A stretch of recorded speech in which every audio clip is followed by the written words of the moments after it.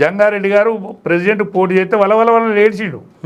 అరే ప్రెసిడెంట్ ఎందుకు ప్రెసిడెంట్ నాకెందుకని ఆయన విత్డ్రా చేసుకున్నాడు.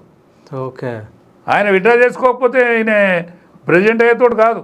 వెంకయ్యనాయుడు ప్రెసిడెంట్ అయ్యేతోడు కాదు.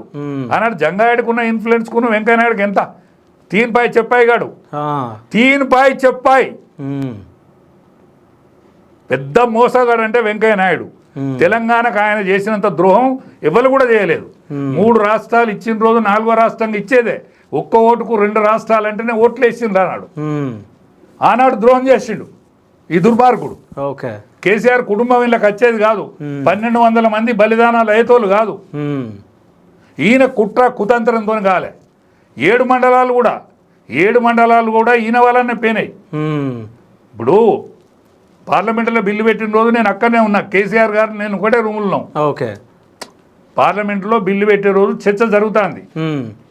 సుష్మా స్వరాజ్ నేను శిరోముండనం చేసుకొని పార్లమెంట్ ముందట ధర్నా చేస్తానని గట్టిగా చెప్తే అప్పుడు సోనియా గాంధీ మరి మా వాళ్ళే పోవాంబులు ఎత్తాను, మీరు కనుక సమర్థిస్తానంటే నేను బిల్లు పెడతానది.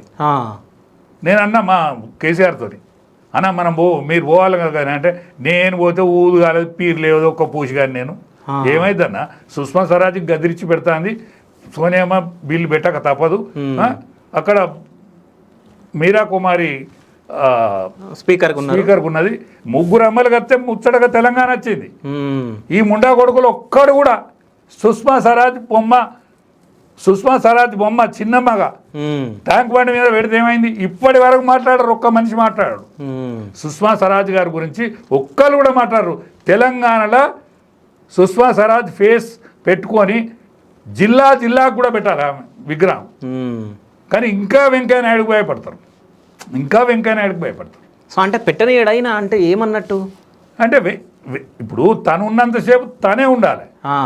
ఇప్పుడు మిట్టర్న్ పోల్ వచ్చేటివి కాదు. వాజ్పేయి గారు ఏరోడ్రామ్కి పోయిన వాజ్పేయి గారిని వాపసు పిలిపించి అద్వానీ గారి మీద ఇన్ఫ్లుయెన్స్ చేసి ఇప్పుడు చంద్రబాబు నాయుడు ఈ నాయుడు ఒక్కటి కదా. అప్పుడు తెలుగుదేశంతో పొత్తు కోసం పెంపర్లాడి ఆనాడు రద్దు చేయించింది. ఇంకా 8 నెలల్లో 10 నెలల్లో ఉండే.